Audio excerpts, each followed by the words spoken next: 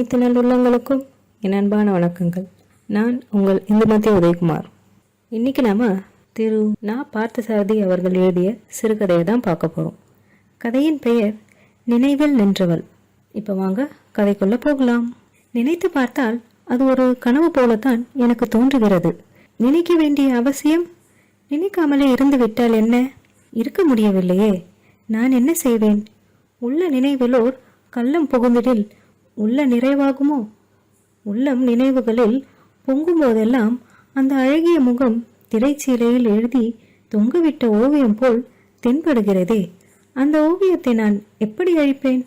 நினைவில் அரும்பு கட்டி மலரும் அந்த மலரை எப்படி கசக்குவேன்? நெஞ்சே பொறு, உனக்கு மறுபடியும் அவள் கதையை நினைவூட்டுகிறேன். எண்ணங்களால் என்னை கொல்லாதே. நான் நிரபராதி, எளியவன், பலவீனன், தனியன். என்னை விட்டுவிடு. நீ கேட்பதை நான் ஒழிக்காமல் சொல்லிவிடுகிறேன். நான் ஏன் எதிலும் பற்றில்லாமல், எதுவும் என்னை பற்ற விடாமல் சுவையற்று சுகமற்று ஏகாந்தியாக திரிந்து கொண்டிருக்கிறேன் என்று நீ கேட்கிறாய். கடந்த 15 ஆண்டுகளாக இதயத்தை அழுத்தி கொண்டிருக்கும் அந்த நினைவு சுமையை சற்றே கீழே இறக்கி வைக்கிறேன். சரிதானே? கேள்.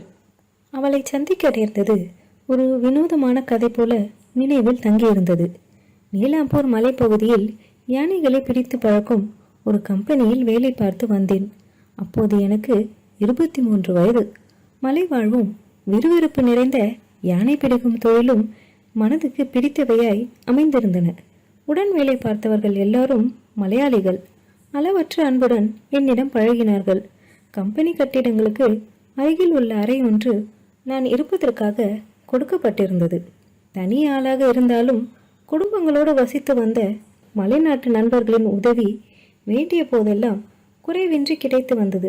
பல 100 மைல்களுக்கு அப்பால் பெற்றோர்களையும் வீட்டையும் பிறந்த மண்ணையும் விட்டுவிட்டு பிழைப்பதற்காக இங்கே வந்து இப்படி காட்டிலும் மலையிலும் அலைகிறோம் என்ற உணர்ச்சி ஏற்படவே இல்லை. சொந்த ஊரில் சொந்த மனிதர்களுக்கு இடையே வசிப்பதைப் போலவே இருந்தது. அப்போது கோயம்புத்தூருக்கு அருகிலுள்ள பேரூர் சிவன் கோயிலுக்கு ஒரு யானை பிடித்து கொடுக்க ஒப்புக்கொண்டிருந்தோம். கோவிலுக்கு யானை வாங்கி விடுவதாக பிரார்த்தித்து கொண்டிருந்த செல்வச்சீமான் முன்தொகை 3000 ரூபாய் கொடுத்து பிடிக்க வேண்டிய யானையின் வயது, உயரம் முதலிய விவரங்களை சொல்லி அனுப்பியிருந்தார். கோவிலுக்காக யானை பிடித்து கொடுப்பதற்கு காட்டிலாக்கா அனுமதியும் கிடைத்துவிட்டது. குஞ்சுக்குட்டன், நாராயணன் நம்பியார், முரளிதர குரு, நான் ஆகிய 4 வேறு சில ஆட்களும் யானையை 1 வாரத்துக்குள் பிடித்து கொடுத்து விடுவதென்று ஏற்பாடுகளை தொடங்கினோம். மலையில் யானைகள் அதிகமாக பழகும் அடர்ந்த பகுதி ஒன்றில் எப்பொழுதும் வழக்கம் போல் ஒரு பெரிய குழி வெட்டப்பட்டது. ஆழம், அகலம், உயரம் எல்லாம் யானை விழுவதற்கேற்ப பொருத்தமாக அமைக்கப்பட்ட அந்த குழியின் மேல் மெல்லிய மூங்கில் தட்டியால் மூடினோம். மண்ணை பரப்பி பார்ப்பதற்கு தரை போல தோன்றும்படி செய்த பின் கரும்பு கழிகளும் உடைந்த தேங்காய்களும் தழைகளும் அதன் மேல் பரப்பப்பட்டன. நாங்கள் குறிப்பிட்டிருந்த 1 வார அவகாசத்தில் அந்த பூர்வாங்க வேலைகள் முடிவதற்கே 2 நாட்கள் கழிந்துவிட்டன. பொய்க்குழியின் வடக்கே மேட்டில் உயர்ந்த மரக்கிளைகளின் நடுவே ஒரு பரன் கட்டியிருந்தோம். எஞ்சியிருக்கும் 5 நாட்கள் பயங்கரமும் கடுமையும் கவனம் நிறைந்தவை. நாங்கள் 4 பேரும் ஒருவர் மாற்றி ஒருவர் இரவு பகல் பாராமல் பரனில் இருந்தாக வேண்டும். கரணம் தப்பினால் மரணம் என்கிற மாதிரி நிலை அது. பகலில் 2 பேர்கள், இரவில் 2 பேர்கள் என்ற முறை வைத்து கொண்டு நாட்களை கழித்தோம். பேரூர் சிவபெருமானுக்கு யானையை சீக்கிரமாக தருவித்து கொள்ள வேண்டும் என்று திருவுள்ளமில்லையோ அல்லது நாங்கள் பறித்து வைத்திருந்த பொய்க்குழி வழியே யானைகள் வரவில்லை என்பதனாலோ 4 நாட்கள் வரை எதிர்பார்த்தபடி எதுவும் நிகழவில்லை. கரும்பு குழிகளும் குழி மேல் பரப்பியிருந்த பிற தழைகளும் வாடிக்கொண்டு வந்தன. 5ஆம் நாள் பகலிலும் யானை வரவில்லை. நாங்கள் திட்டமிட்டிருந்தபடி 7 நாட்களில் காரியத்தை முடிக்க இயலாமல் போய்விடுமோ என்று திகைத்தோம். எதற்கும் அன்று 5ஆம் நாள் இரவையும் பார்த்து விடுவதென்று முடிவாயிற்று. அன்றிரவு பரனிலிருந்து குழியை கண்காணிக்கும் பொறுப்பை நானும் முரளிதர குரூப்பும் மேற்கொள்ள வேண்டியிருந்தது. 7 மணிக்கே சாப்பாட்டை முடித்துக்கொண்டு கம்பிளி, டார்ச் லைட், தண்ணீர் பூஜா சகிதம் பரனுக்கு சென்று எங்கள் முறையை ஒப்புக்கொண்டோம். ஏற்கனவே காலையிலிருந்து அங்கே காத்து கொண்டிருந்த குஞ்சுக்குட்டனும் நாராயணன் நம்பியாரும் எங்களை கண்டதும் பொறுப்பை ஒப்படைத்துவிட்டு வீடு திரும்பி சென்றனர். முரளிதர குரூப்புக்கு சமீபத்தில் தான் திருமணம் ஆகியிருந்தது. இளம் மனைவியை வீட்டில் தனியாக விட்டுவிட்டு என்னோடு விடிய விடிய பரனில் இருக்க பைத்தியமா என்ன, வீட்டுக்கு போய் வரேன்னு சொல்லி கம்பிலேயே போர்த்தி கொண்டு கிளம்பி விட்டான் அவன். நான் பரனில் ஏறி படுத்துக்கொள்ள சென்றேன். திடீரென்று அந்த ஓசையும் அலறலும் கேட்டன. குழி மேலே மூடியிருந்த மூங்கில் தட்டி முறியும் ஓசை. யானைதான் விழுந்து விட்டதோ என்று நான் பரபரப்பாக எழுந்திருந்தேன். ஆனால் தட்டி முறிந்ததை அடுத்து ஒரு பெண்ணின் பரிதாபகரமான ஓலக்குரல் எழுந்தது. யானை விழவில்லை. இருட்டில் யாரோ ஒரு பெண் வழி தெரியாமல் போய் குழி மேல் நடந்திருக்கிறாள். தட்டி முறிந்து உள்ளே குழிக்குள் விழுந்து விட்டால் போல் இருக்கிறது. யாரது? மரத்தின் மேலிருந்து நான் இறைந்து கத்திய வினா 1000 10,000 வினாக்களாக மாறி எதிரொலித்தது. பதில் இல்லை. குழிக்குள் இருந்த ஒரு பெண் அலறும் சப்தம் மட்டும் பரன் மேலிருந்து எனக்கு தெளிவாக கேட்டது. எனக்கு என்ன செய்வதென்றே தோன்றவில்லை. திகிலும் பரபரப்பும் ஏற்பட்டன.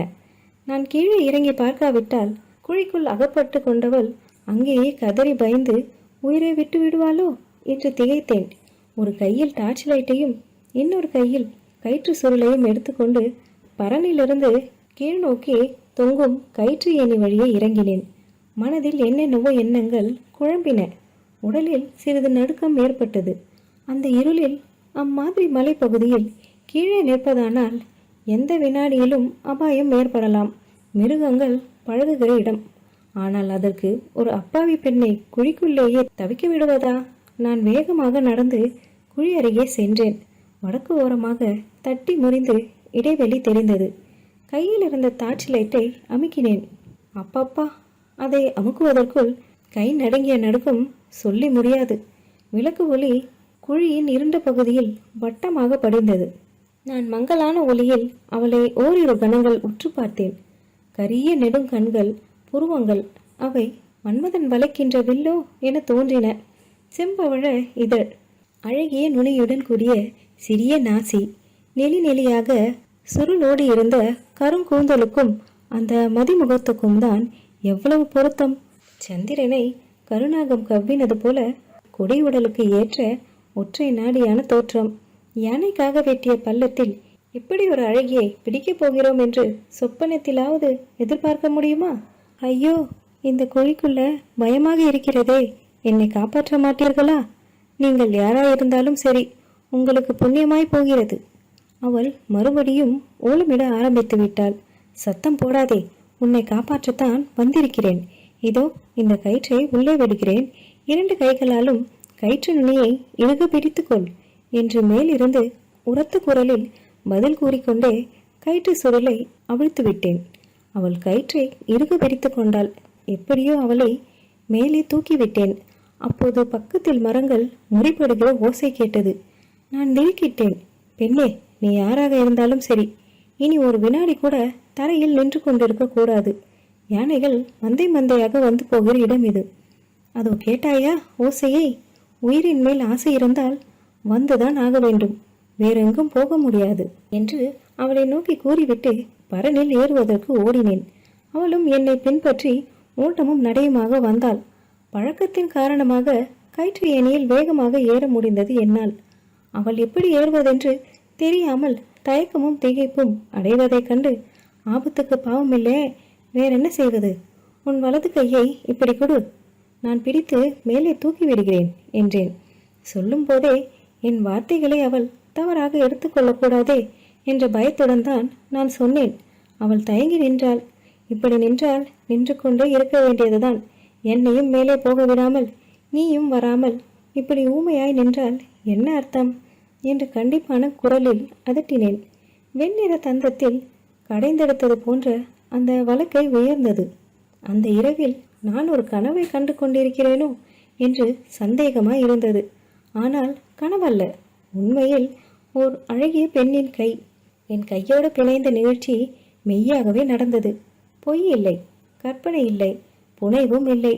அவள் குழியில் விழுந்த அதிர்ச்சியிலிருந்து விடுபடாத பயத்துடன் பரனில் என் முன் உட்கார்ந்திருந்தாள்.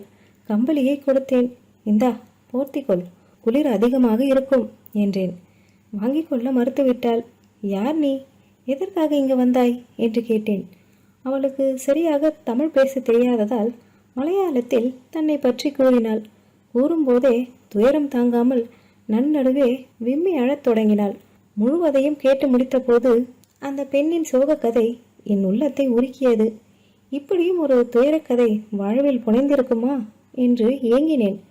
உடல் முழுவதும் செழித்து நிற்கும் இளமையும் இளமையை எடுத்து காட்டும் அற்புத அழகும் பொருந்திய அந்த பெண் கேவலம் நாளொன்றுக்கு 6 கூலிக்கு மரம் அறுக்கும் கோவிந்த ஈழவனின் மகளாக இருப்பாள் என்று எதிர்பார்க்கவே இல்லை. கோவிந்த ஈழவன் எங்கள் கம்பெனியின் மற்றொரு பிரிவாகிய மரக்கடையில் வேலை பார்ப்பவன். ரம்பம் பிடித்து மரம் அறுப்பதுதான் அவன் தொழில். சமீபத்தில் சில மாதங்களாக நல்ல மரங்கள் கிடைக்காததனால் எங்கள் கம்பெனியின் மேனேஜர் 4-5 மரக்கடையை மூடிவிட்டார். கடையில் வேலை பார்த்து வந்தவர்களுக்கு திடீரென்று வேலை போய்விட்டது. வேலையை இழந்தவர்களில் கோவிந்த ஈழவனும் ஒருவன். மனைவி குழந்தைகளோடு 3/4 டசனுக்கு மேல் பாரமுள்ள அவன் குடும்பம் பரிதவிப்புக்கு ஆளாகியது. வறுமை பிணி வாட்டி எடுத்தது. ஆணும் பெண்ணுமாக உழைத்தும் வீட்டில் அறவயிற்று பட்டினி. இப்போதோ ஈழவனுக்கு வேலையே போய்விட்டது. வேலையற்ற நிலையில் குடும்பம் தத்தளித்தது. மலேரியா காய்ச்சல் ஈழவனை படுத்த படுக்கையாக்கிவிட்டது. அவன் மனைவி ஏற்கனவே நோயாளி. பெண் மாதவி குழந்தைகளில் மூத்தவள். அவள் ஏதாவது செய்தால்தான் வீட்டில் உள்ளவர்களின் வயிறு நிறையும். விவரம் தெரிந்த வயதுடைய மாதவி வீட்டு கொல்லையில் நேந்திர வாழை, மிளகு என்று ஏதோ பயிரிட்டிருந்தாள். அது ஒரு உப வருமானம்தான். தகப்பனாரை வேலை இழந்து வந்துவிட்ட போது குடும்பத்தை தாங்கும் சக்தி முழுதும் அதற்கில்லை. 1 நாள் 2 நாள் கால் வயிறு நிறைந்தது. 3ஆம் நாள் முழு பட்டினி. மாதவி என்ன செய்வதென்றே புரியாமல் திகைத்தாள். கூலிகளின் குடிசைகள் யானைகள் பிடிப்பதற்காக பரன் அமைத்திருந்த இடத்துக்கு அருகே ஒரு பெரிய மேட்டில் இருந்தது.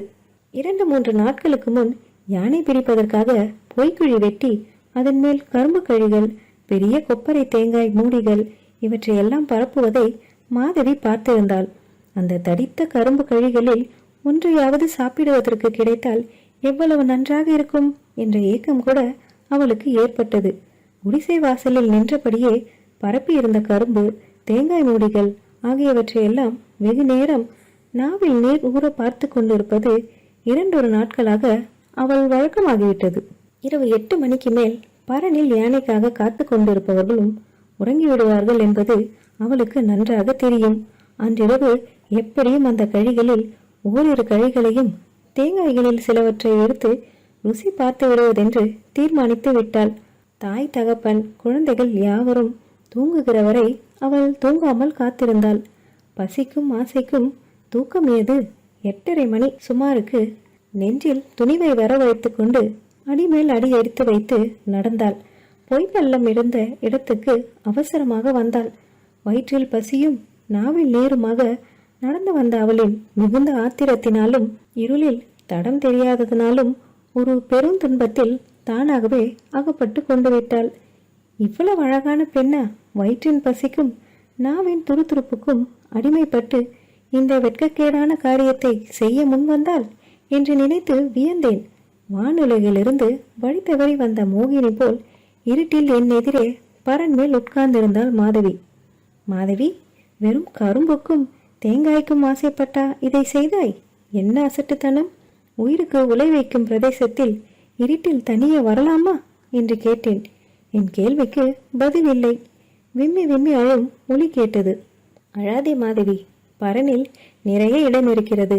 அந்த மூலையில் நீ படுத்துக்கொள். விடிந்ததும் உன்னை வீட்டில் கொண்டு போய் விடுகிறேன் என்று கூறி அவளை தேற்றினேன். அவள் அப்போதே போக வேண்டும் என்றாள். நான் கண்டிப்பாக மறுத்துவிட்டேன். என் வார்த்தையை அவளால் மீற முடியவில்லை. பரனில் ஒரு மூலையில் அவளும் இன்னொரு மூலையில் நானுமாக படுத்துக்கொண்டோம். அந்த இரவு தூங்குவது போல் பாவித்து உண்மையில் தூங்க முடியாமலேயே இருவரையும் ஏமாற்றி விட்டது. அது இரவின் குற்றமா, நெஞ்சின் குற்றமா? நெஞ்சின் குற்றம்தான். மறுநாள் பொழுது விடிந்ததும் மாதவியை அழைத்து கொண்டு கோவிந்த ஈழவனின் குடிசைக்கு போனேன். குழியில் தடுமாறி விழுந்தபோது மாதவிக்கு ஏற்பட்டிருந்த காயங்களுக்கு மருந்து போட செய்தேன். வேலை கிடைக்கிற வரை செலவுக்கு வைத்துக் கொள்ளுமாறு கொஞ்சம் பணம் கொடுத்தேன். ஈழவனை தனியே அழைத்து, கோவிந்தா, உன் மகளை நான் கல்யாணம் செய்து கொள்ளப் போகிறேன், அதற்கு நீ சம்மதித்தாகத்தான் வேண்டும் என்றபோது அவனுக்கு நம்பிக்கையே இல்லை. நான் விளையாட்டுக்காக கேலி செய்கிறேன் என்று நினைத்து கொண்டு விட்டான். நான் மறுபடியும் வற்புறுத்தி சொன்ன போதுதான் அவனால் அதை நம்ப முடிந்தது. அப்படியானால் அது என் பாக்கியம்தான் என்று நாக்குழறி நடுங்கும் குரலில் கூறினான் அவன்.